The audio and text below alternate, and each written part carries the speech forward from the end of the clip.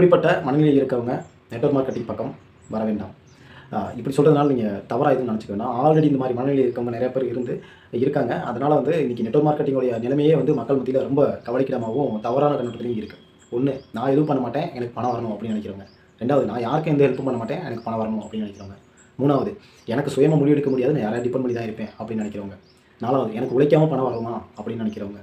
அஞ்சாவது, நான் எந்த பொறுப்பும் எடுத்துக்க மாட்டேன், அப்படியே பொறுப்பு கொடுத்தாலும் நான் பாதியில் விட்டுட்டு போயிடுவேன்னு நினைக்கிறவங்க. தயவு செய்து வர வேண்டாம். ஆறாவது, அடுத்தவங்க உழைப்பாங்க, அது மூலிமா எனக்கு வருமானம் வரணும், அது மூலிமா எனக்கு பணம் வரணும் அப்படின்னு நினைக்கிறவங்க வர வேண்டாம். ஏழாவது, மக்கள் எப்படி வேணாலும் இருக்கட்டும், அவங்க மனநிலை எப்படி வேணாலும் இருக்கட்டும், அவங்க சூழ்நிலை எப்படி வேணாலும் இருக்கட்டும், எனக்கு தேவை அவங்க பையில் உள்ள பணம் அப்படின்னு நினைக்கிறவங்க தயவு செய்து வர வேண்டாம்.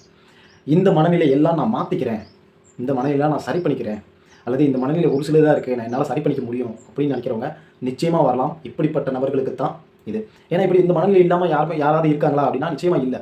இது தவறு இல்லை. இது தவறா அப்படின்னா தவறு இல்லை. ஆனால் இந்த மனநிலையோடையே அப்படியே நான் ட்ராவல் பண்ணுறேன் அப்படின்னா அது நிச்சயமாக லாங் டைம் வராது. அது இந்த இண்டஸ்ட்ரியே வந்து தவறான கண்ணோட்டத்தில் போய் முடிகிற ஒரு சூழ்நிலையாக தான் இருக்கும். ஸோ இதெல்லாம் நான் சரி பண்ணிக்கிறேன், இதெல்லாம் நான் வந்து கரெக்ட் பண்ணிவிட்டு நான் இதில் ட்ராவல் பண்ணுறேன் அப்படின்னு நினைக்கிறவங்களுக்கு இந்த பிளாட்ஃபார்ம், இந்த இடம் தான் சரியான முன்னேறதுக்கு உண்டான இடமாக இருக்கும்.